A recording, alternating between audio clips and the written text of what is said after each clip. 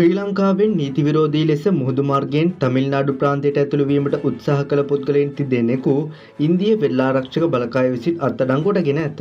ඉන්දිය මාධ්‍ය වාර්තා සඳහන් කරන්නේ මෙම අත්අඩංගුව සිදු වූයේ ශ්‍රී ලංකා වෙරළට ආසන්නව ඇති ධනුෂ්කොඩි ප්‍රදේශයේදී බවයි.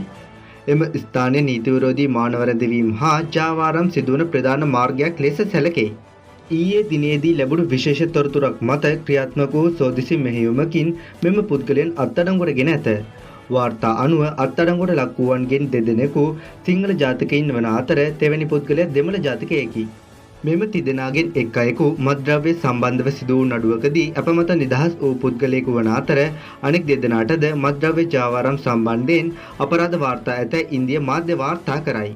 ඔවුන් තිදෙනාම රුපියල් ලක්ෂ 2 බැගින් ගෙවා පසුගිය සිකුරාදා රාත්‍රියේදී ශ්‍රී ලංකාවෙන් පිටව ගොස් ඇති අතර අලියොම 4ට පමණ තමිල්නාඩු වෙරළට ළඟා වී අනෙක් රටකට පලා යාමට සැලසුම් කර තිබූ බවත් ඉන්දීය වෙළාරක්ෂක බලකාය පවසයි. මෙම පුද්ගලයන් තිදෙනා අත්අඩංගුවට ගැනීමෙන් පසුව වැඩිදුර විමර්ශන සඳහා මණ්ඩපම්හි පිහිටි රාජ්‍ය සමුද්‍ර පොලිසියට භාර දී ඇති බවද ඉන්දිය මාධ්‍ය වැඩිදුරටත් වාර්තා කරයි.